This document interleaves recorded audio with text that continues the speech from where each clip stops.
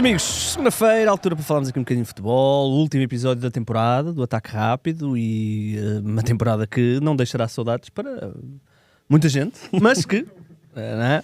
Muitos vêm cá ouvir, muitos que vêm cá ouvir uma palmadinha nas costas. Exatamente. Ainda não dei os parabéns ao Futebol Clube do Porto, parabéns pelo campeonato, justíssimo. Os parabéns ao Torriense. O Porto manda-te os parabéns a ti também, por seres pai. Por ser pai, exatamente. Parabéns também ao Torriense, ganhou a taça. E vamos falar disso. Vamos olhar aí para o que está a acontecer nesta semana pré-mercado. Isto, a última semana da temporada é a semana pré-mercado, tá? Mas para o Sporting foi um bocadinho mais agitada. Como é que estás, Diogo? Estás bem? Estou bem. Isso pergunto a ti, Igor. Como é que tu estás? Estou bem. Precisas desabafar alguma coisa? Não. Vamos desabafar. Fica já aqui a mensagem que o Canto do Sporting é gravado na quarta-feira. E aí sim vai ser uma terapia de grupo.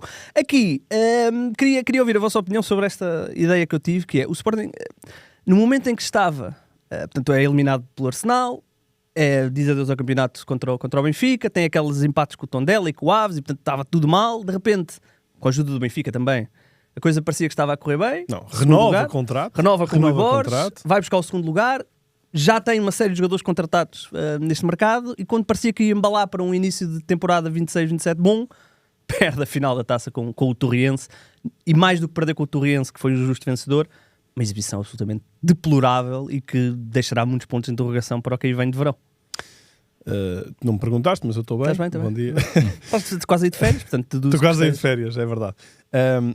Bem, eu não queria deixar de começar pelo Torriense, porque acho que merece uma palavra muito mais completa do que propriamente uma palavra de apreço, porque foi efetivamente um justo vencedor. Não foi um vencedor fortuito, foi um vencedor que mereceu, que encarou o jogo de uma forma muito mais séria, quando até podia, de facto, entrar aqui numa encruzilhada, e não tenho dúvidas que o Luís Tralhão tenha estado nessa encruzilhada por causa de estar a meio do play-off. Houve mexidas no 11 precisamente para ter melhor equipa na quinta-feira. Mas a verdade é que não há nada como estás nas decisões. É o melhor que pode acontecer. E neste caso, o Torriense mereceu claramente ser feliz, mereceu fazer história. Foi uma história muito bonita, uma história que fez capas de jornais, se calhar não fez tantos diretos como outras festas, mas uma história totalmente merecida para o Torriense, que se vê aqui num cenário inimaginável. Acho que ninguém no início da temporada, provavelmente muitos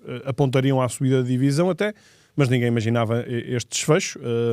E eu acho que o público em geral, na próxima quinta-feira, provavelmente vai estar a torcer pelo Torriense por causa de quase meter a cereja no topo do bolo. Não contra o Casa Pia, obviamente. Também não acredito que haja muita gente a favor do Casa Pia só porque sim, tirando os seus adeptos. E os sportinguistas? Eu acho que mesmo os sportinguistas. Eu ouvi muita gente...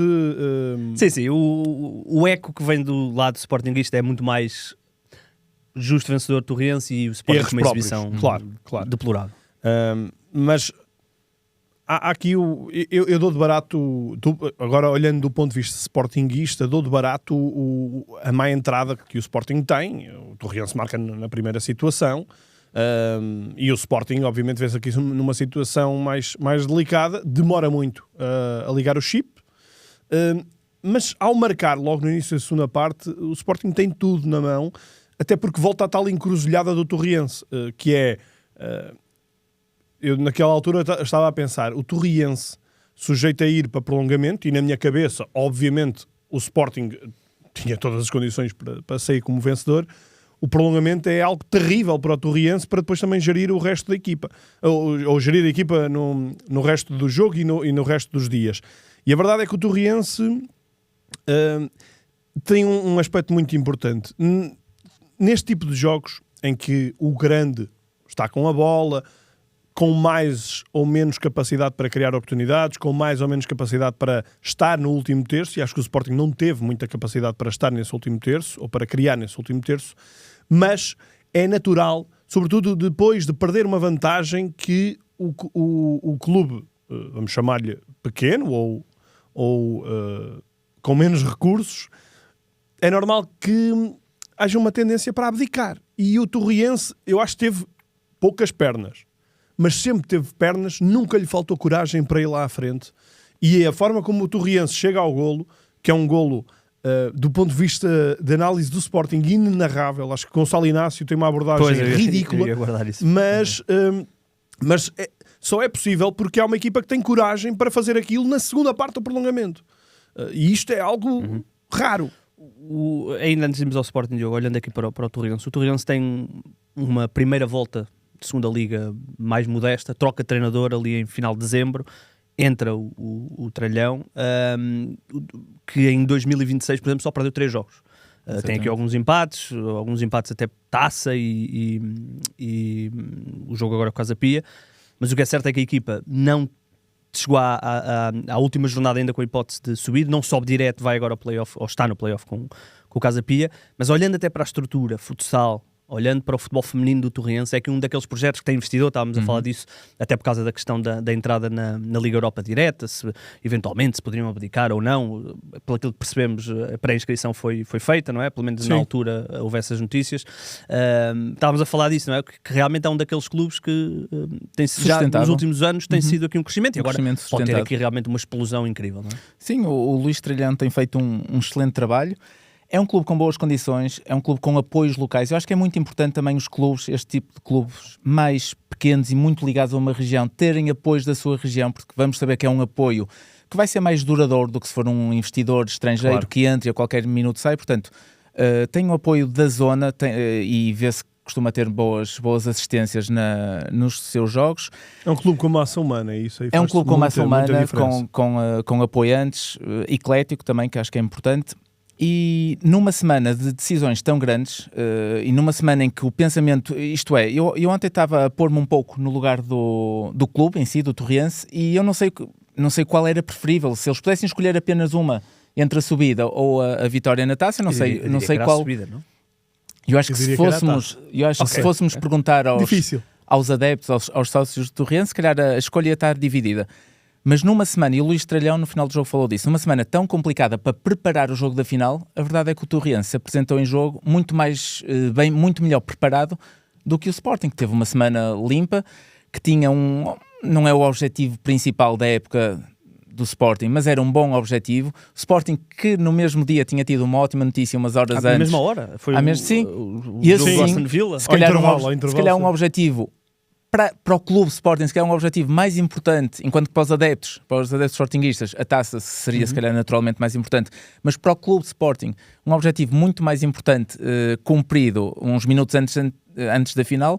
Portanto, o Sporting tinha tudo para culminar esta época de altos e baixos, para culminar, para terminar bem esta época, mas de facto vimos um Torriense muito mais capaz, muito melhor preparado numa semana com pouco tempo de treino, numa semana que se calhar com os objetivos e com a mentalidade da equipa dispersa entre dois objetivos muito grandes, entre ter que conjugar a parte mental, um empate caseiro, portanto vai jogar a segunda mão com o Casa Pia, teoricamente não é favorito, porque está empatado e joga fora de portas. Eu por acaso acho sempre que a equipa que vem da segunda liga é sempre favorita, porque vem num trajeto ascendente, enquanto a equipa da primeira vem de desilusão. Só um ano é que a equipa da segunda liga, só o ano passado é que a equipa da segunda liga não conseguiu a subida da divisão e perdeu. Desde que voltou a haver. Sim. Antigamente era ao contrário. Foi o Passos Coaves, acho que foi Coaves, não foi? Sim, acho que sim. Portanto, sim, este lado mental, portanto, é um isto, não vai ser o meu isto sim hoje, porque eu sabia que iríamos falar do Torriense há algum tempo antes, mas sem dúvida que foi uma demonstração de força e de capacidade de trabalho do Luís Tralhão, dos jogadores, mesmo com alguma rotação, uma equipa que intercala muito bem a juventude com alguma experiência, principalmente no setor mais recuado. E numa semana que tem tudo para ser uma semana histórica para o clube, já deu um primeiro passo ótimo. Histórica já foi, não é? Já foi, sim. Eu nem sabia isto, confesso que achava mesmo que já tinha acontecido. Primeira vez que não é uma equipa da primeira a ganhar a taça. Primeira vez. Já aconteceu algumas vezes equipas estarem na final da segunda divisão irem à final. E da segunda B. E equipas que desceram de divisão também. O Beira-Mar. O Beira-Mar, creio que o Tondela também recentemente. Beira-Mar na final com o Campo Maiorense. Sim, o Beira-Mar ganha e 10. Mas foi a primeira vez com uma equipe, portanto foi histórico para o Torriense e foi histórico para o futebol português. Eu fui apanhado aí de surpresa, não tinha noção que era. Olhando para o Sporting, ficaram com a ideia que esta última semana já foi a semana a mais para os jogadores do Sporting, ou seja, a época devia ter terminado no fim de semana anterior? acho que do ponto de vista sportinguista é inaceitável. Não é o perder. O perder é futebol. O futebol é...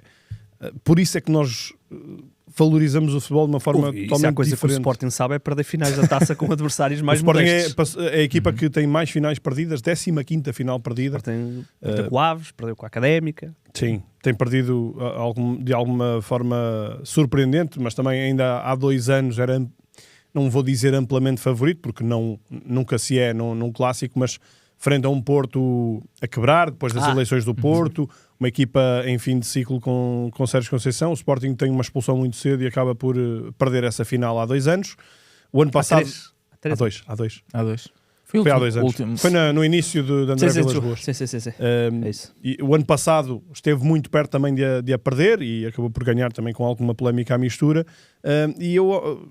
Acho que é, para já, é importantíssimo chegar às finais. E, portanto, esse mérito não pode ser tirado ao Sporting. Agora, seja com quem for, e percebendo-se alguma sobrançaria que é normal quando não tens um jogo de nível máximo, mas o que se sentiu foi uma falta de fome enorme dos jogadores de Sporting. Às vezes, uma falta de meter o pé... O lance do golo é sintomático, mas não o segundo golo, mas não é só isso.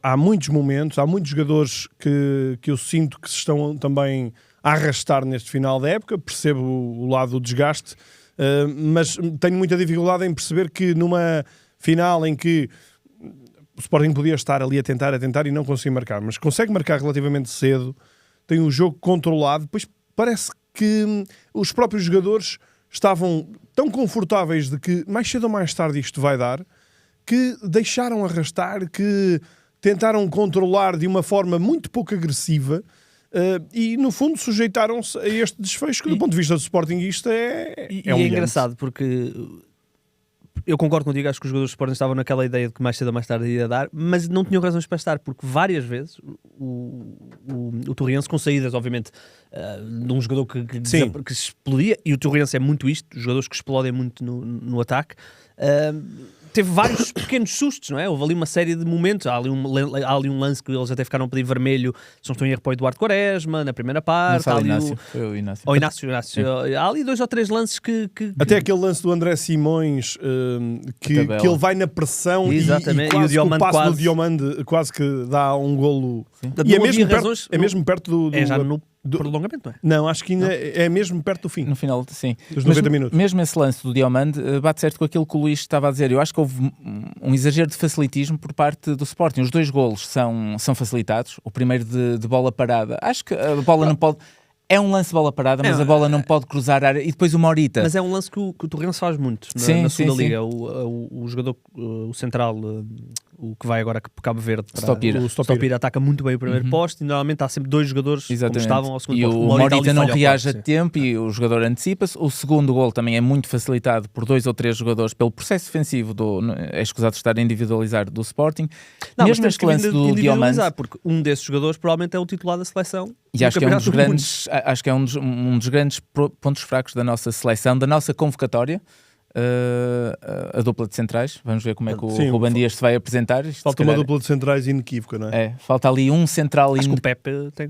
o Pepe tem boa forma, que ele tem subido aí a Nossa Senhora da Graça e está poupadinho. Mas mesmo este lance, o Diomande se nota um certo facilitismo. Portanto, o jogo perto do final e ele a tentar a sair dentro da sua grande área, tentar a sair a jogar e por pouco não dava o golo, num Sporting que sim, tirou o pé muitas vezes. É um Sporting que parece já estar um pouco de férias, em pré-época.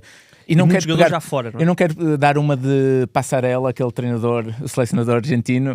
São muitos penteados em alguns jogadores, muitos looks de férias, de mundial, contratações, saídas. Eu acho que tudo isto, um adversário teoricamente inferior, título que está no papo, foi uma receita. Foi o estar na Liga dos Campeões. Ok, ainda disfarçamos bem esta época, vamos ganhar a taça. Mas estás num clube grande, obriga-te a saber ser diferente, porque qualquer adepto, até qualquer comentador, é natural que olhemos para a meia-final entre Porto e Sporting e consideremos que é uma final antecipada. Sim, passaram ali aquele mas quem último... não o pode fazer, quem tem que ser imune a isso e quem tem que... mas é isso. Mas o treinador, um treinador tem de puxar por esta mentalidade. O Sporting treinador tem de apertar com quase eles. não tinha nada a ganhar ontem, não é? Se ganhasse era absolutamente a sua missão e perder... Eram os mínimos. E um Sporting que tremeu no Santa Clara, não sei em que eliminatória, mas tremeu para passar. Portanto, esta Taça de Portugal deu muito trabalho ao Sporting. Tremer, não é? Exatamente, tremeu. Foi a prolongamento. Houve ali e mesmo com o Aves. Tremeu com o Santa Clara, tremeu com o Aves, não tremeu com o Porto, mas foi uma eliminatória tremida e renhida. Portanto, o Sporting muito sofrida. O Sporting teve que suar esta Taça de Portugal. Não chegou à final... Portanto, e chegam à final e parece que há quase uma justiça, não é uma justiça divina, mas parece que há quase uma justiça, que eu vi muita gente ontem a dizer, fez-se justiça nessa taça, não é questão de justiça ou não, mas o Sporting conseguiu tremer esta fase final da Taça de Portugal e chegou à final e não matou o jogo, deu moral ao Torriense. O Sporting estava a dominar o jogo, tinha o domínio da posse de bola, mas não estava totalmente a controlar, porque cada vez que, principalmente pelo Jean, o haitiano, o Jean, sempre que ele pegava na bola, às vezes era 1 contra 2, contra 3, mas a verdade é que ele conseguia percorrer o meio campo inteiro e chegar à área e criar alguma indefinição na defesa do Sporting, que lá está, tremeu. Não sei se o Sporting talvez não contasse com um Torriense tão enérgico. Eu acho é que o Sporting não contava era que estivessem tão letárgicos. Não entrou com a mentalidade certa, sim. Sofre aquele golo e se pensarmos nas grandes oportunidades que o Sporting teve 2 momentos pelo pote. Teve uma do Soares, que o Lucas Paes faz uma boa intervenção. Teve o Pote que mandou para a bancada, o Pote mandou ao Pote. Olhem, e portanto o Sporting, estávamos a falar disto no início, tem aquela fase absolutamente negativa, renova com o Rui Borges nessa fase, se não estou em erro, depois do jogo com o Tondela.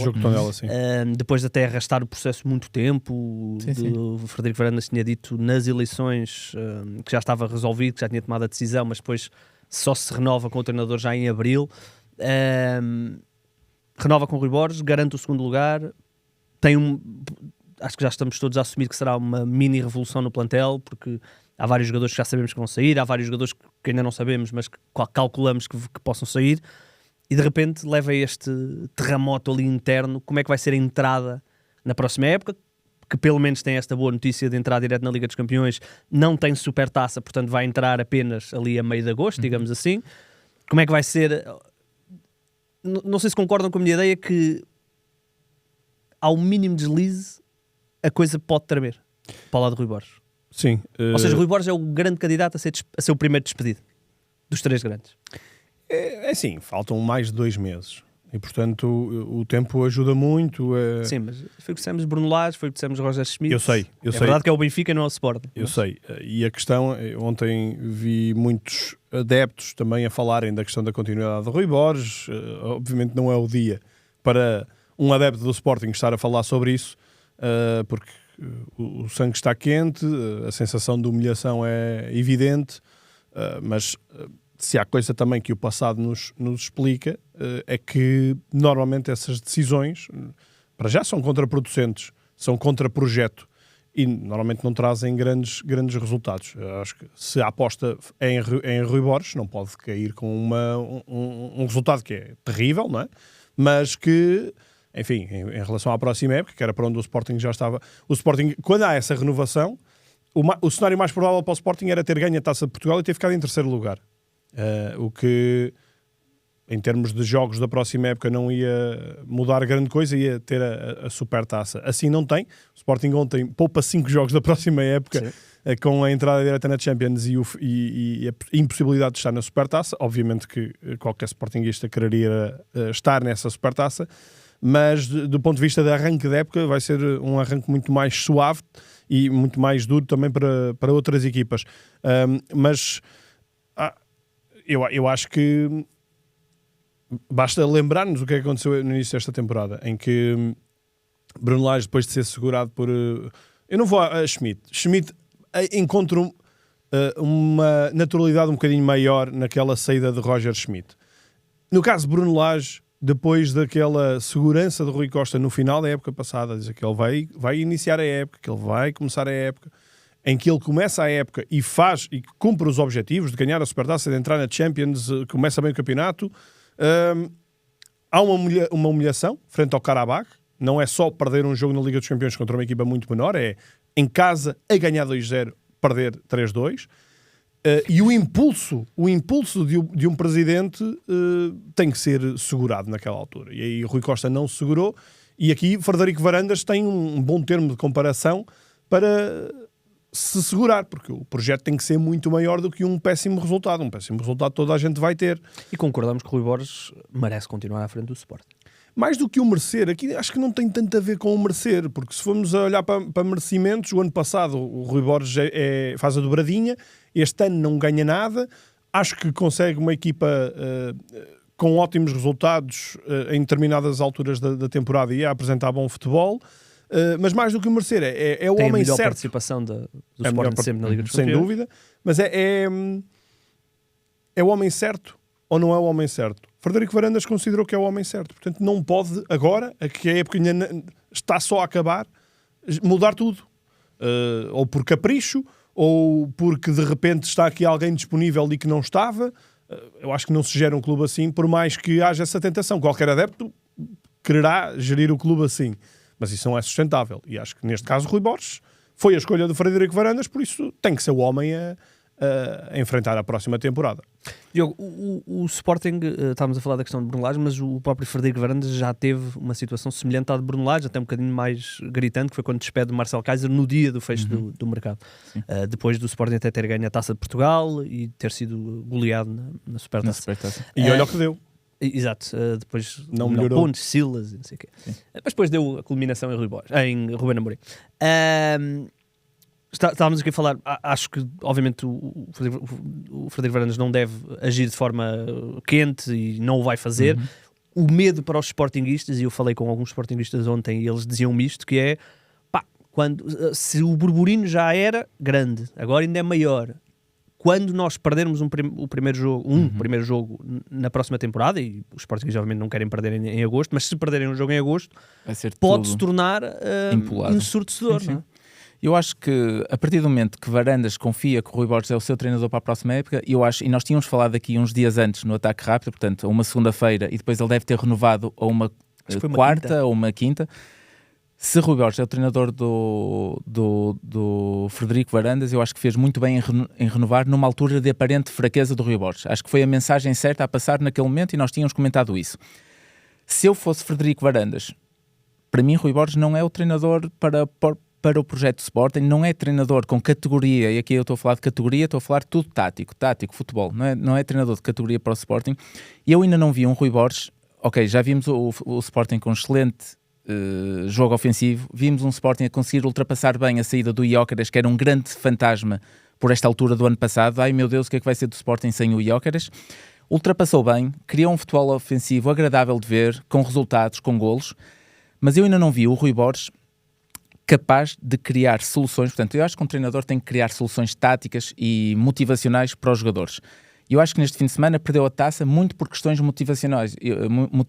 Eu acho que o plantel do Sporting já não estava com a cabeça, com a mentalidade certa para ganhar esta taça. É claro que queriam ganhar, mas eu acho que a mentalidade certa, a mensagem certa não foi passada. Numa altura em que está a haver muitas... Portanto, eu acho que o balneário também não está muito blindado com esta questão toda das saídas, das entradas, do Mundial. Eu acho que isso está tudo, o jogador meter ou não meter o pé. Eu acho que a cabeça não estava muito bem nesta final e isso não é responsabilidade exclusiva do treinador, mas eu acho que o treinador tem a principal responsabilidade por motivar as tropas para aquela última batalha que era do Jamor. Para além desta parte motivacional, eu ainda não vi um Rui Borges capaz de, taticamente, estrategicamente, dar o salto qualitativo que já devia ter dado nesta altura. Eu acho que o Sporting, taticamente, ainda não conseguiu criar soluções quando as coisas não estão a sair, quando há algum excesso de individualismo em alguns jogadores da frente, excesso de toques de calcanhar, que muitas vezes nos queixamos disso aqui, às vezes parece fácil ao Sporting chegar, ter bola, chegar à área, mas depois, por um motivo ou outro, não conseguem concretizar as jogadas. E eu acho que o Rui Borges ainda não conseguiu dar aquele salto estratégico e tático necessário que uma equipa grande em Portugal tem de ter para conseguir contornar algumas dificuldades. Portanto, para mim, eu acho que não é o treinador certo para este projeto. Sendo o treinador certo para o presidente, acho muito bem que tenha renovado na altura de fraqueza, demonstrado, dado essa confiança ao treinador, e acho que se renovou com ele, tem de começar. Agora, ao mínimo Mas tu deslize... achas que os jogadores não estão com o Rui Borges? Eu acho que os jogadores... Eu acho que... Pois... Tu tens muitos casos de jogadores que estão com agendas próprias no Sporting. E legítimo. O Yulman, o Morita, o Kenda, é que eu acho Maxi... que fala-se pouco, por exemplo, da questão do Morita. Atenção, Morita é muito difícil tu não teres empatia com o Morita, porque é um jogador que te faz sorrir. Mas o Morita, se formos a ver a quantidade de erros que ele comete... E nos grandes jogos. Esta época... Contra o Porto... Exatamente. Não, contra o Benfica, aliás. Ele, sim, contra o Benfica comete um penalti, tinha cometido um penalti... É ele que perde a bola semelhante no jogo anterior com Tondela. Não sei com quem. Não? Tondela ou Aves? Não, ele perde a bola nos golos do Porto. Faz o penalti no Aves. E depois contra o Benfica também. Ontem também está no primeiro gol, mas isso Mas é que o Morita tem muitas falhas. Eu acho que ele, do ponto de vista de construção, é um jogador que melhora sempre o Sporting. Continua, na minha opinião, a ser o melhor parceiro de Yulman. Mas a quantidade de erros que ele comete é impressionante. Mas é por isso eu ia lançar isto, que é o Rui Borges quase semana sim, semana não, nos convence e desconvence, porque ele já fez coisas brilhantes no Sporting. Falaste de alguma dificuldade que ele tem em ter um plano B, e isso foi tema durante meses no Sporting, quando as equipas fechavam, quando perceberam como é que o Sporting jogava. Lembro-me que a primeira equipa começou a fazer isso, a povoar aquela zona intermédia e dar os flancos completos, foi o Estoril. Aquela ideia do plano B, que o Sporting passou o jogo contra o Estoril com o Gonçalo Inácio fazer passos longos, o jogo direto sem nexo nenhum, mas depois vai ao Paris Saint-Germain, ou recebe o Paris Saint-Germain, uma estratégia inacreditavelmente bem montada, e consegue ganhar o Paris Saint-Germain. Depois tem a questão dos jogos grandes, ou seja, quase semana sim, semana não, as opiniões dos sportingistas mudam. Mas depois há uma questão que é, estavas a falar da questão do Morita, mas tu olhares à volta do Morita, quem é que pode jogar no lugar do Morita? Pode jogar Daniel Bragança. Quando foi titular, não entrega porque fisicamente não está disponível para fazer 90 minutos de qualidade. João Simões, constantes lesões, falhou a temporada. De Bast, que poderia ser uma opção, também está lesionado. Kocherashvili não conta, foi uma contratação completamente falhada. O próprio Pedro Gonçalves, que acabou a fazer aquela posição, também já percebemos que está aqui num trajeto descendente. Ou seja, o que é que o Rui Borges pode fazer, não é? Pois. É difícil. Mas é por isso que ele é o treinador do Sporting e não nós. E eu acho que ele nunca conseguiu, e falaste aí do exemplo muito bem do Paris Saint-Germain, mas lá está, um jogo com um tipo de abordagem completamente diferente. Claro. Mas responsabilidade, essa maleabilidade tática, não é? Sim, uma responsabilidade total do outro lado, e o Sporting faz uma Liga dos Campeões muito interessante, mas também é um tipo de abordagem e de futebol diferente do que tem de apresentar semana sim no nosso mas o engraçado é que o Sporting, por exemplo, o Sporting é o melhor ataque do campeonato. Porquê? Porque contra as equipas mais modestas, esmaga e conseguiu materializar. Ou seja, a ideia de que não consegue desmontar uma defesa acaba por não ser verdade, porque consegue. O problema é que quando a coisa não começa a correr bem, não consegue contrariar 30 minutos, ele tem alguma dificuldade eu acho que contrariar o jogo do adversário durante o próprio jogo, eu acho que é uma grande, ontem foi grande aspecto negativo do Rui Borges. Até Até foi pergunta na Flash, demorou bastante a tirar o Pedro Gonçalves. Esse é um dos aspectos que os sportinguistas atacam um bocadinho o Rui Borges, que é, já toda a gente percebeu que Pedro Gonçalves está numa fase descendente da época, se calhar até da carreira. Vamos ver o que é que vai acontecer à carreira do Pedro Gonçalves. A constante aposta no Pedro Gonçalves, mesmo sabendo que está longe do melhor. Luís Guilherme, por exemplo, poderia ter sido uma opção muito mais válida nesta reta final de campeonato. Mas ontem, por exemplo, a entrada tardia do Bragança, a entrada tardia do Luís Guilherme foi gritante. Depois o Faye entra numa já de tudo por tudo. Faye, eu diria que o Faye valia mais não entrar, honestamente. Percebo que ele deu aqui um hiato e até podia ser um momento galvanizador, mas talvez o maior ponto de interrogação na cabeça dos sportinguistas é o porquê de se ter pago 7 milhões. Ou o que é que foi. Mas eu não acho com isto que o Balneário esteja pegando no que o Luís me perguntou. Eu não acho que o Balneário está contra o Rui Borges. Eu acho que está fora do Sporting, o Rui Borges não consegue elevar os índices mentais do Balneário. Não é estar contra, mas não consegue puxar por aquelas cabeças. É uma época também muito difícil. Não sei se é falta de fome do Balneário, que ganhou ao fim de muitos anos um Balneário vencedor. Mas espera aí, vamos lá ver uma coisa. O Sporting alguma vez foi mais esfomeado do que é atualmente? Ou seja, o Sporting alguma vez foi mais esfomeado do que desde que existe Ruben Amorim, Pote, Nuno Santos, Gyökeres, Yulman, portanto, Sim, eu não me lembro. Sim, Portanto, não. o Sporting não tem tanto esse ADN como, por exemplo, historicamente nos habituámos a ver o Porto a ter. Sim. Não é? O Porto sempre foi aquele clube que ainda está a celebrar algo e já está a pensar de forma esfomeada no próximo. E eu acho que no Sporting há aqui um chip que é preciso mudar, que demora muito tempo. Eu acho que esse chip mudou. Eu acho que foi melhorado, foi muito melhorado. Acho que o Sporting faz 5 anos de varanda, 5, 6 anos de varanda, desde que entrou para o Ruben Amorim, podemos quantificar aí. Mas mesmo antes do Ruben Amorim há uma taça do Marcel Kaiser, portanto há ali uma sequência de títulos conquistados. Bruno Fernandes também foi importante para isso. Bruno Fernandes, sim. E portanto acho que a época do Sporting é tão peculiar, porque tu chegaste ali a março e o Sporting estava numa, se calhar, inigualável fase, onde o Sporting podia ter sonhado com uma presença na final da Liga dos Campeões. O Sporting joga contra o Arsenal, perde 1-0 em casa, tem a segunda mão, o adversário a seguir era o Atlético de Madrid, não é o Bayern Munique, não é o Paris Saint-Germain. Pronto, é um sonho irrealista, mas podia sonhar. Não é assim então. Está no campeonato com todas as possibilidades, ou com menos possibilidades que o Porto, mas totalmente dentro, está na meia-final da taça em vantagem, e de repente tem ali uma semana onde fisicamente quebra, porque foram uma quantidade de lesões seguidas, é eliminado pelo Arsenal, tem aquela derrota pesadíssima com o Benfica no último minuto, digamos assim, e de repente vai jogar com o Tondela, vai jogar com o Aves.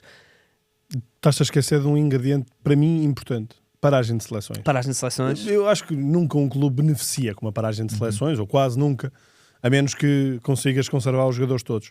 Mas no caso do Sporting, logo como ponto alto, a questão do Pote, de ter ido, não ter jogado,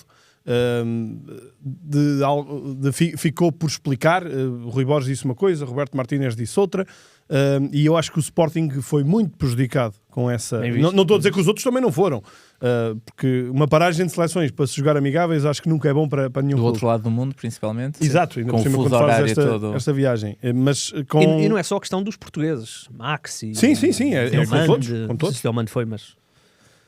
Por isso, esse ingrediente acho também é importante para o teu raciocínio, com o qual eu concordo. Sim, e depois temos que ver que, por exemplo, Yulman, que concordamos todos que não fez a época ao nível da anterior. Vejam bem a época do Yulman, não é? Ou seja, terá esse acordo para sair. Chega ali a janeiro, houve essa proposta. Juve, não é? Juventus, falava-se Juventus, portanto poderia ter saído. Ou Atlético ou Juventus, qualquer assim. Depois, em março, falamos da questão dos amigáveis. Yulman leva um choque muito grande, que é o não ir ao Mundial, porque é eliminado no play-off.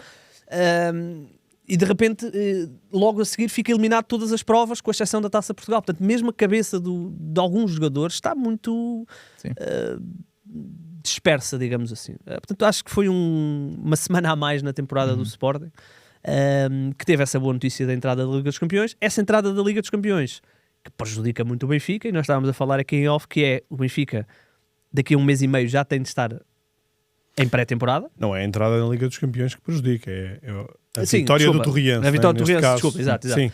A vitória do Torriense obriga o Benfica a ter que começar a pré-temporada, se calhar um bocadinho mais cedo, vamos assumir aqui... Seguramente mais cedo. Portanto vamos assumir aqui que início de julho...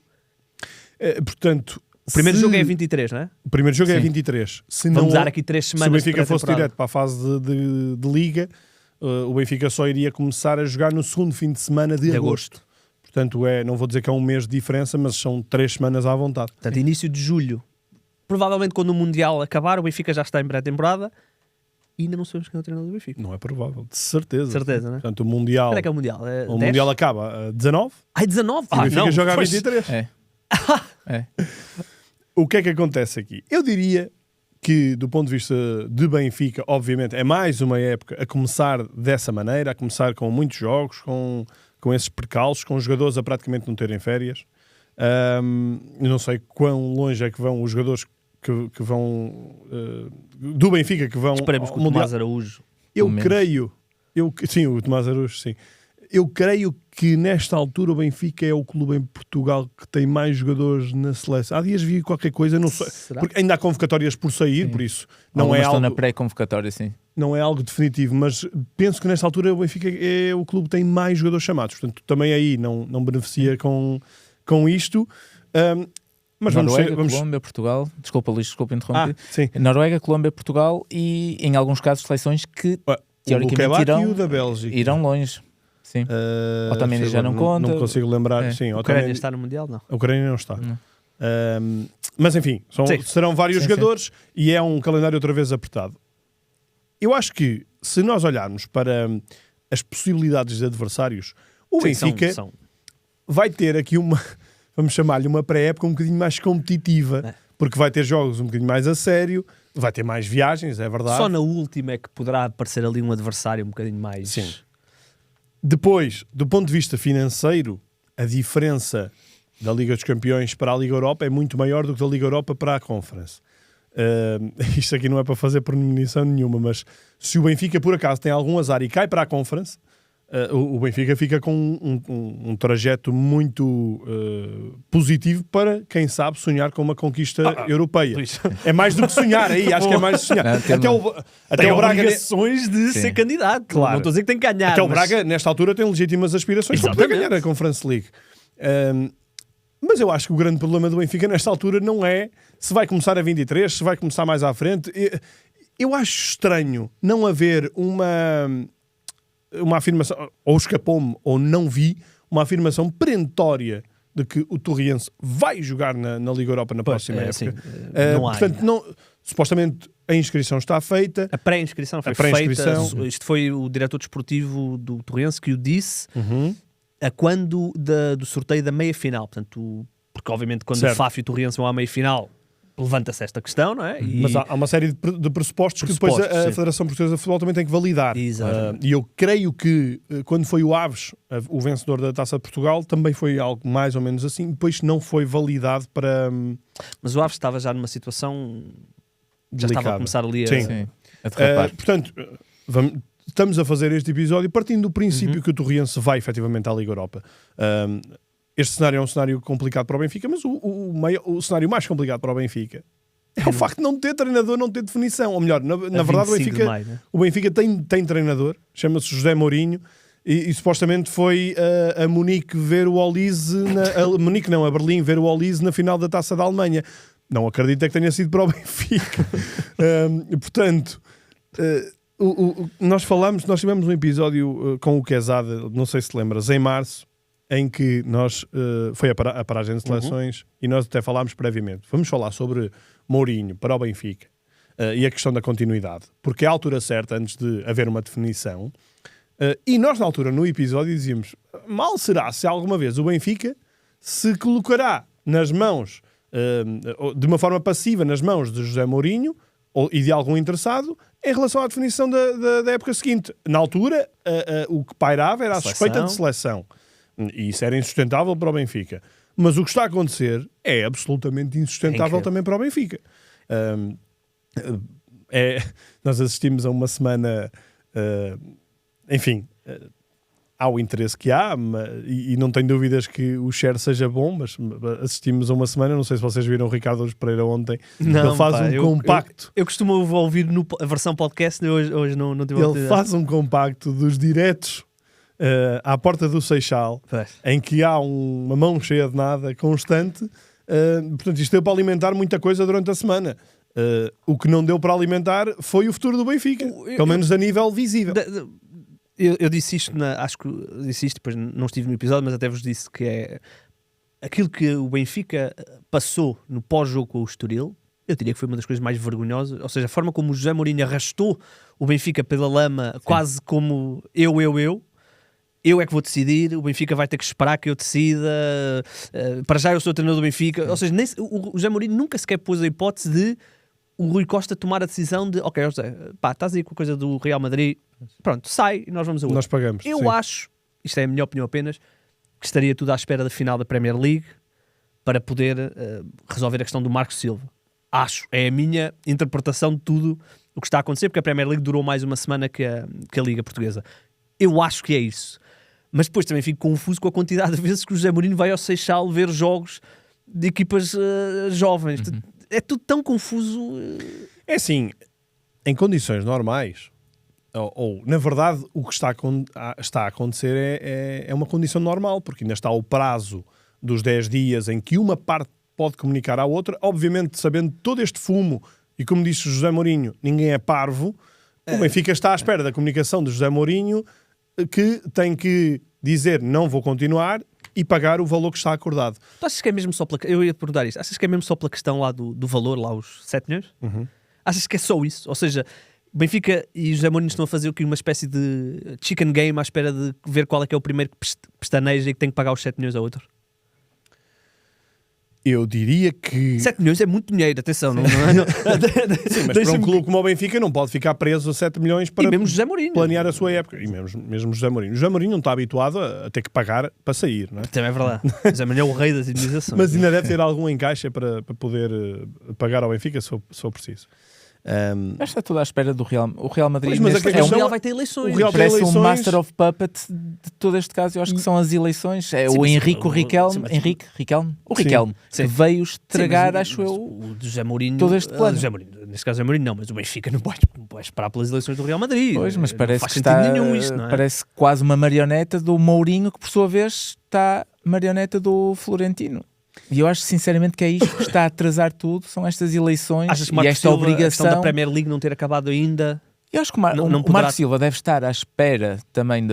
Eu acho que o Marco Silva quer vir para o Benfica, deve estar à espera, mas por outro lado ele ontem até já mandou assim umas indiretas, bem diretas, a dizer que quer resolver o seu futuro. Tem uma semana, o Marco Silva também, e bem, está a pressionar. O Fulham está a dizer, olha, meus proposta amigos, eu não vou estar à vossa espera infinitamente, até porque o Fulham, em teoria, não é? Supostamente está a oferecer um contrato de 4 anos. Ele disse isso. Pois, são os 4 anos, não disse. Disse é que tem Portanto, uma proposta eu de acho que o renovação Marco Silva terá muito mais a ganhar em termos de estabilidade de carreira, se calhar em manter-se em Inglaterra, que a Inglaterra tem o seu nome feito e tem em perspectiva chegar a um Big Five, Big Six. Eu acho que nunca vamos ver o Marco Silva num Liverpool, num City, mas eu acho que ele num Aston Villa, num Tottenham, eu acho que ele pode chegar. Enquanto que em Portugal tem outra coisa.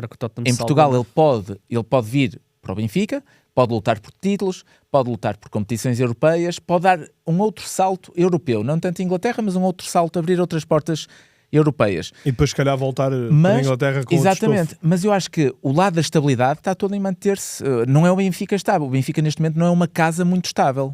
Nem, se calhar, muito atrativa. É sempre. E, por cima, o Marco Silva é português e conhece a grandeza. Há uma diferença grande do Benfica. Eu acho que está no Fulham, com todo o respeito, e na melhor liga do mundo, e estar no Benfica. Mas é uma estabilidade na maior liga. Eu acho. O Marco Silva tem estabilidade em Portugal. Sobretudo para um português. Exatamente, para um português. Eu acho que é muito diferente. Claro, estamos a falar especificamente do Marco Silva. É isso, o Marco Silva sabe a grandeza do Benfica e sabe o que gasta o nosso campeonato. Por outro lado, tem aquela estabilidade da Premier League que se calhar lhe pode permitir outros saltos. Porém, se ele vier para o Benfica e estiver bem internacionalmente, principalmente, pode dar um salto maior ainda. Claro. Ou pode dar-lhe o estofo de ganhar títulos que ele não tem. Mas eu acho que ele não quer esperar pelo Real Madrid. Eu acho que o Marco Silva é o mais interessado em não... Ou mais... É o que está a fazer a maior pressão para que isto... pelo menos publicamente. Vou ter que discordar. Eu acho que a gestão de Rui Costa tem tido vários erros. Mas eu, honestamente, eu não quero acreditar... Não quero mesmo acreditar que o Benfica terá essa incompetência. Claro. Não me parece. Não acredito. Acho que o Benfica não pode dizer tudo. Não pode dizer tudo por uma questão contratual com José Mourinho. Não pode dizer tudo por uma questão de ligação que ainda existe de, no caso, ser Marco Silva com o Fulham. Mas eu quase que meto as mãos no fogo em como o Benfica já está a preparar a nova época. Com o Marco Silva. Com o Marco Silva ou com um novo treinador. Não acredito mas de todo que o Benfica esteja à deriva. Por isso é que eu te fiz a pergunta será que é a mesma questão do dinheiro e eles estão a ver entre José Mourinho e o Benfica quem é que abdica primeiro por causa da questão dos 7 milhões. Porque neste momento Rui Costa está a pôr-se... Eu concordo contigo. Eu acho que a decisão está mais do que tomada. Eu vou assumir... não consigo imaginar que a direção do Benfica, 8 ou 9 pessoas... sejam todas incompetentes. Acho que é impossível isso acontecer. Eu vou assumir que estavam à espera do final da Premier League para fechar o Marco Silva, ou uma questão de respeito ao Fulham, e José Mourinho irá seguir o seu caminho. Vamos ver o que é que vai acontecer depois no Real Madrid. Mas o Rui Costa, ao esticar isto tudo, ao não chegar e dizer, ok, ele tinha anunciado que ia falar esta semana, não falou, mas ao não dizer, ok, José Mourinho vai sair de alguma forma, está a pôr-se aqui numa posição onde os adeptos do Benfica têm este raciocínio que nós estamos aqui a ter. Será que eles são todos incompetentes? Eu não honestamente, Acho que ninguém numa posição, num clube com a dimensão do Benfica, pode estar aqui à espera, e acho que a nova época tem que estar a ser tratada. Obviamente que há aqui muita cortina de fumo, obviamente que há aqui várias decisões, e uma coisa é tu indenizar 7 milhões, outra coisa é receber 7 milhões. Mas, sinceramente... É a diferença entre ir buscar o Fael, não? Sim, se for para isso. Eu acho que o Benfica tem o assunto resolvido, só não pode ainda comunicar de uma forma clara e transparente. Por isso é que eu acho também Rui Costa, ao contrário do que disse que iria falar na semana que acabou por não o fazer, porque se calhar... Devia ter dito, vou falar nas próximas 2 semanas. Talvez. As condições mudaram, em tempo oportuno vou falar, porque provavelmente na altura entender-se-ia que Florentino ia ser candidato único ao Real Madrid. Se o fosse, já teria havido fumo branco em relação a José Mourinho. Havendo esse fumo branco, o Benfica já podia também comunicar o que é que se segue. Como não pôde fazer, parece-me mais ajustado também Rui Costa não vir falar sem as coisas estarem definidas. Deixa-me pôr-te aqui este cenário, que é, vamos assumir aqui que vem agora uma sondagem e o Florentino está empatado com o outro candidato. E o Mourinho então diz, ok, então espera aí, tenho aqui mais um ano de contrato com o Benfica, vou ficar. Tu achas que há condições para o Mourinho continuar? É isso que eu te ia perguntar. Depois disto tudo, estou a perguntar sem qualquer tipo de armadilha. Como é que será o primeiro jogo no Estado da Luz? O Mourinho era o primeiro. E acho que o Mourinho a ficar na primeira conferência de imprensa, ele conseguia trazer o Mourinho nisso. Claro, mas a minha questão é como é que o Mourinho interiormente ia estar. Claro. Se isso acontecer. Eu não sei até que ponto não está comprometido. Espera aí, eu sou o prémio de consolação porque é possível que Florentino... Quando é que são as eleições do Real Madrid? Sabemos a data? Falam que tem que ser nas próximas 2 semanas. Que é assim daqui 2 semanas o Benfica já tem que estar a escolher hotel para a pré-temporada. E o José Mourinho, acho que até daqui a 2 dias, né, que tem que comunicar. Tu achas que há condições ainda para o Mourinho começar a época? É assim, se ele não anunciar a saída, o Benfica fica aí com o Rui Costa um problema. Numa posição. Sabes quem é que está bem com Mas é a tal questão que eu falava há muito tempo. O Benfica tinha que resolver. O Benfica tem que ser maior do que isto. O Benfica não pode estar aqui refém. Aqui a questão dos 10 dias, o Rui Costa devia ter imediatamente anulado isso, mal ganhou as eleições. Ganhava as eleições e dizia, ok, vamos aqui renovar o contrato do José Mourinho e acabou esta cláusula. Claro. E não o fez, portanto deixou arrastar. Mas José Mourinho nas entrelinhas disse isso no fim do jogo com o Estoril. Não foi nas entrelinhas, eu acho que ficou bem explícito. Ele andou, no fundo, a pressionar. É que ainda por cima o José Mourinho tem esta capacidade, não é? Ele pressionou o Rui Costa ao máximo. O Rui Costa não quis dar parte fraca do género, então, mas ele agora está a dizer que assina e eu vou-lhe renovar agora o contrato, vai parecer que ele é que manda. Ok, não posso renovar agora. Ou seja, e depois aparece o Real Madrid e ele agora está nesta posição. Não é fácil, porque ainda por cima o Benfica olha para os 2 rivais. O Sport é verdade que agora teve há um rival que se está a rir disto tudo. Não, mas mesmo se tu pensares em relação ao Sporting, ignorando a final da taça, vês o Sporting numa preparação já avançada da época, já com 4 contratos o que é do Umbiá, e percebe-se o projeto do Aves. Deixou escapar, não deixou escapar, vendeu o Diogo Travassos. Sim. Envolveu-se, mas vês que já há coisas a aparecer. O Porto está super estável e certamente vai atacar o mercado. Saiu do Dion, saiu o Tiago Silva, portanto certamente irão haver substitutos. E de repente o Benfica nem tem bem noção. Agora ainda por cima levou este choque de ter que começar a época a 23, ou lá o que é. O Rui Costa então aqui numa posição engraçada para... Engraçada, e eu tenho pena de daqui a 1 ou 2 dias ir de férias, porque não vou poder acompanhar esta novela, porque esta novela vai ser muito interessante. E quando voltarmos, nós já para anunciar, nós voltamos dia 8 de junho para lançar o Mundial em um episódio especial, mas nessa altura, aí sim, acho que vai ter que haver definição. Vai ter que haver definição. Quão engraçado era se eles não tivessem treinador aí. Mas de facto, nós estamos aqui neste programa, neste episódio, e quão delicada é a situação para Rui Costa. Acho que lá está, não acredito que a época não esteja a ser preparada, mas ao mesmo tempo pode haver aqui um volte-face grande. Sim. Se José Mourinho optar por não ir. Porque se não for, continua. Se continua... Achas que, só para terminarmos este assunto, achas que se realmente isso acontecer, vamos assumir que as eleições estão o Mourinho não quer esperar, ou que o Florentino até perde as eleições, qual é que achas que é a probabilidade de Rui Costa pagar os... Não é, neste caso é até, ou seja, porque entretanto já vai passar o prazo, despedir o José Mourinho.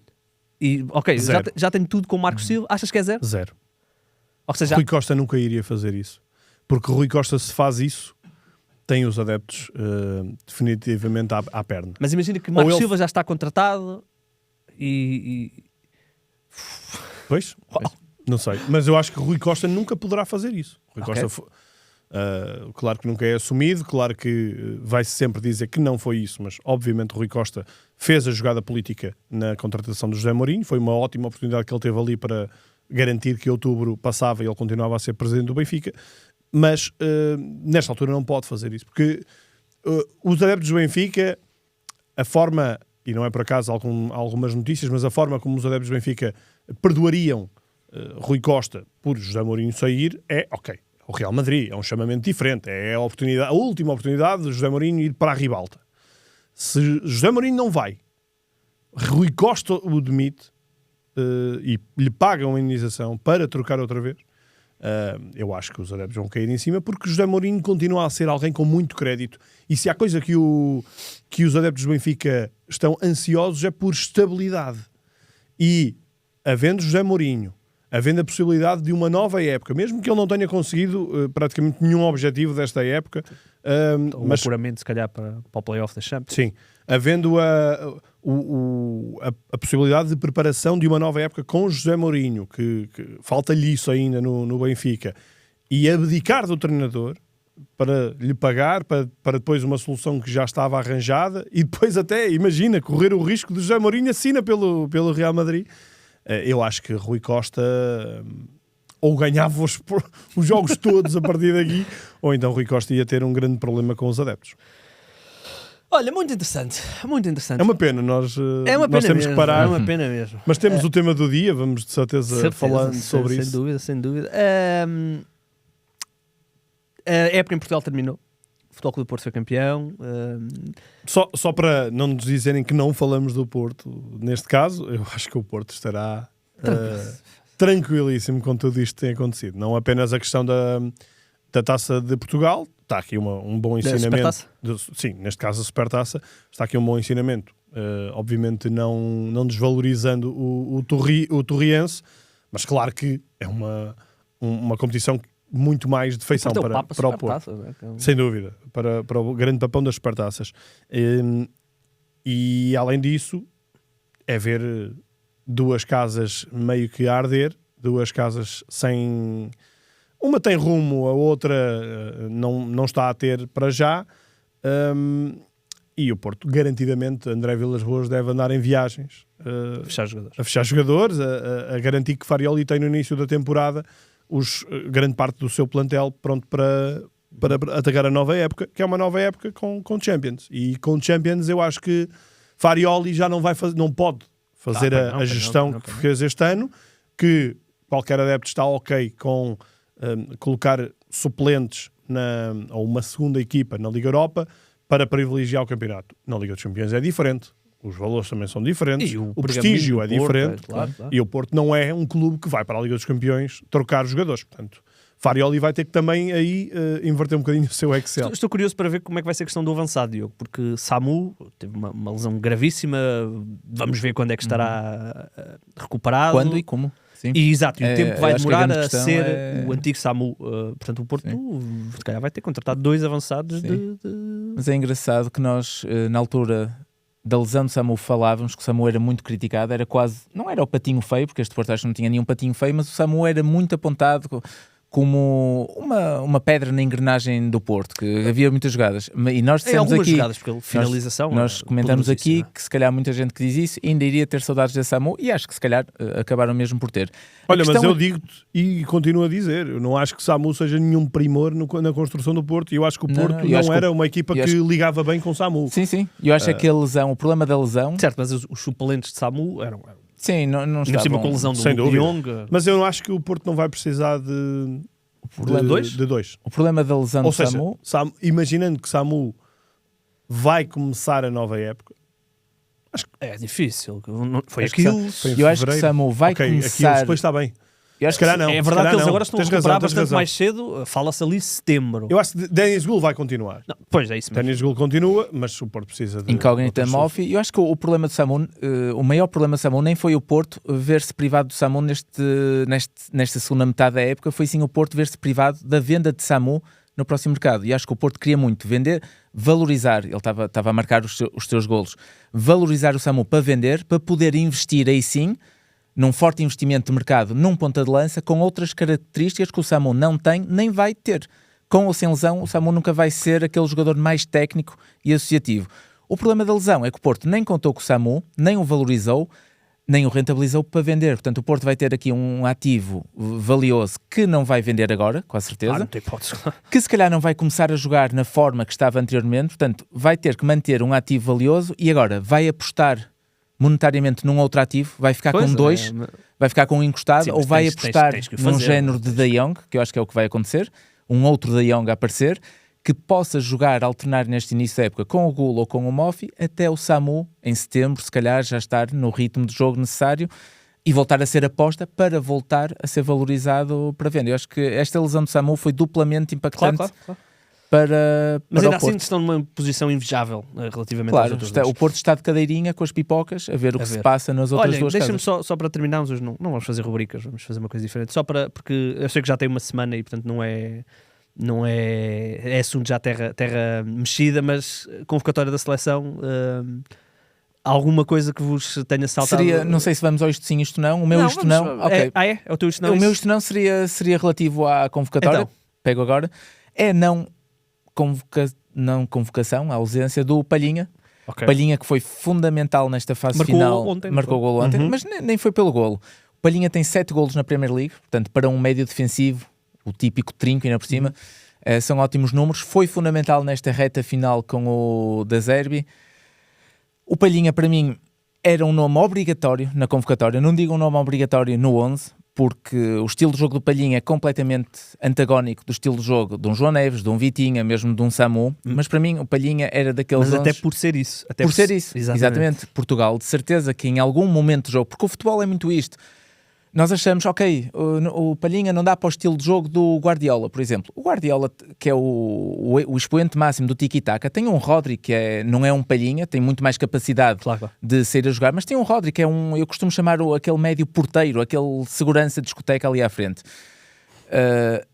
E os treinadores não se devem prender tanto a estas coisas, porque há jogos que vai ser necessário o jogo aéreo do Palhinha, a fisicalidade do Palhinha, as dobras do Palhinha. Nós temos laterais super ofensivos, o Palhinha é ótimo nas coberturas defensivas. Para mim o Palhinha é um jogador super completo e era obrigatória a sua presença nestes convocados. Nos últimos 2 jogos já percebemos a preferência do Roberto Martínez pelo Samu. O Samu se calhar foi a única boa notícia daquele duplo teste que nós fizemos no México e nos Estados Unidos. Porque de facto ele apresentou um bom nível, aproveitou bem os minutos. Eu sinceramente espero não estar a ser injusto, mas eu não acompanho o Mallorca O Mallorca desceu divisão, exatamente. Portanto aí o Palhinha também podia descer, portanto nem vou por aí, mas não acompanho o Mallorca. E Matheus Fernandes também desceu. De certeza que o Luís vai poder testemunhar mais sobre o momento de forma do Samu. E eu acho que é um pouco um jogador que está a ser jogado na prateleira. Um jogador um bocadinho não é de modas, mas é um jogador que, ok, o Samu até jogou bem, vai para esta prateleira do Mundial, pode dar jeito ter o Samu na convocatória, mas para mim o Palhinha era obrigatório estar lá. Não só pelo que joga, eu gosto muito do estilo de jogo do Palhinha, não só pelo que joga, a importância que ele também tem no grupo, e é engraçado porque nós sempre dizemos que o Roberto Martínez tem muita atenção ao grupo, aos seus jogadores, e até achamos, sim, exatamente, que é muito o trabalho de um selecionador, é ter um grupo, já que não tem assim tanto tempo para os treinar taticamente e tecnicamente.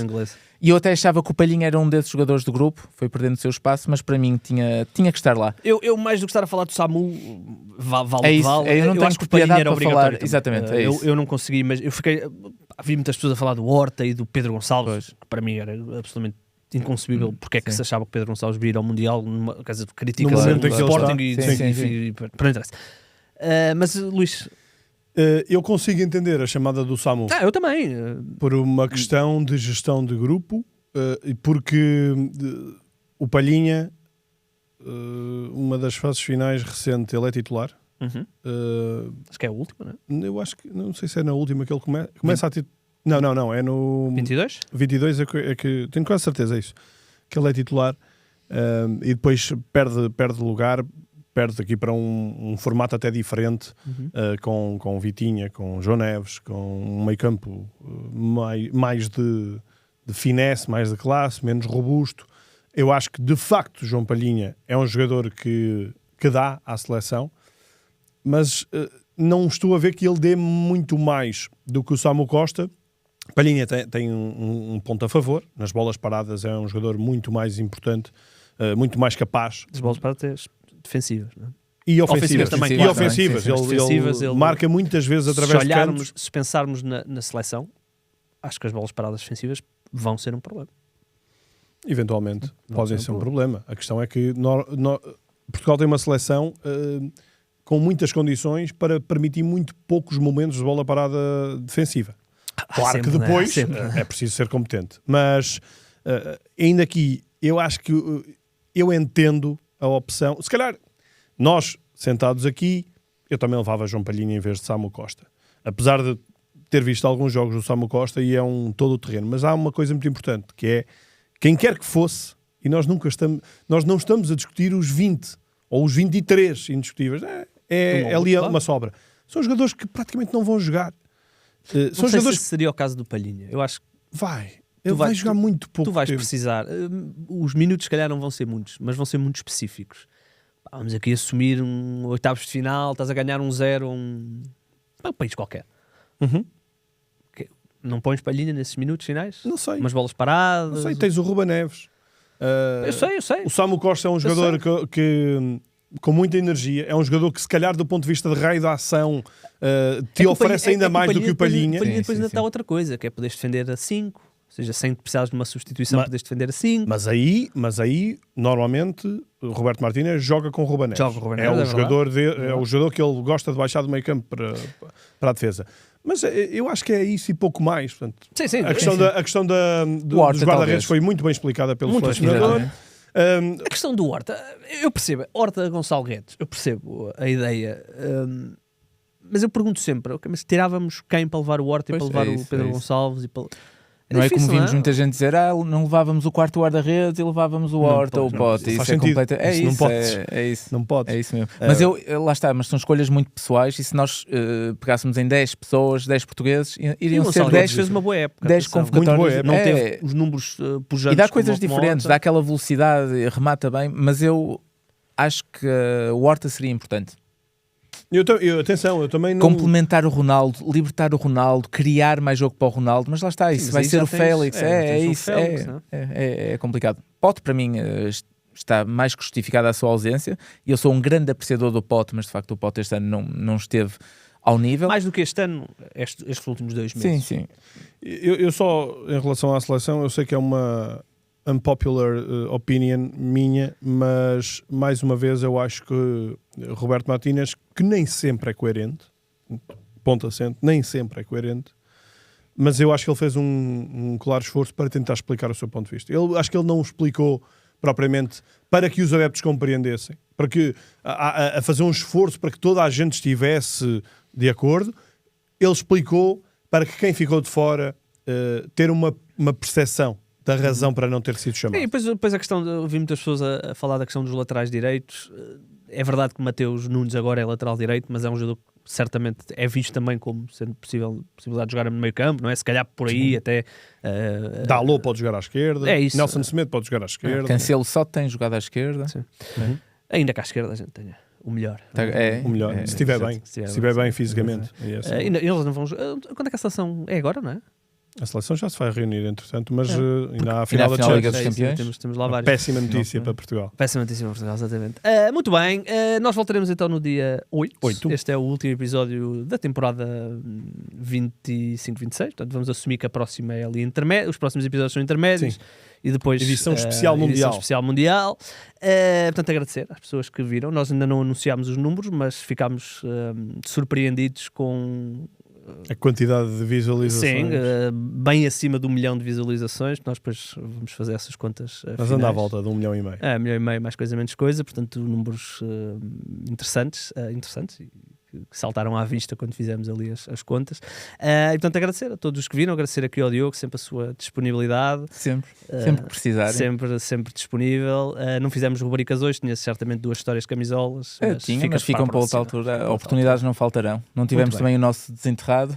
Mas também só ia servir para diminuir ali a... O nosso Renato está ausente. Sim, mas foi bom. Foi um bom ano. O Renato pregou-nos uma partida hoje. Foi um bom ano e fiquei feliz por fazer parte deste grupo. E nós também, por ter cá. Obrigado. Igor. Vamos embora. Obrigado. O Luís não disse nada. Não sei se ele gostou. Bem, vamos embora. Fechamos. Até dia 8. Né?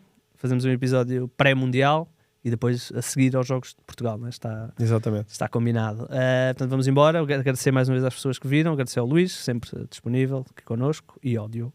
Mais uma vez, agradecer também ao Carlos Daniel, ao Quezada, a todos os concorrentes. Anunciaste-os, eu acabei por não ver. Estão anunciados e estão marcados para virem após os Jogos de Portugal Jogos na fase de Portugal, os concorrentes no nosso concurso, que para o ano voltará, não é? Podemos anunciar isso, uma nova edição. E, portanto, agradecer a todos os que viram e vamos embora. Todos os ataques rápidos têm um fim.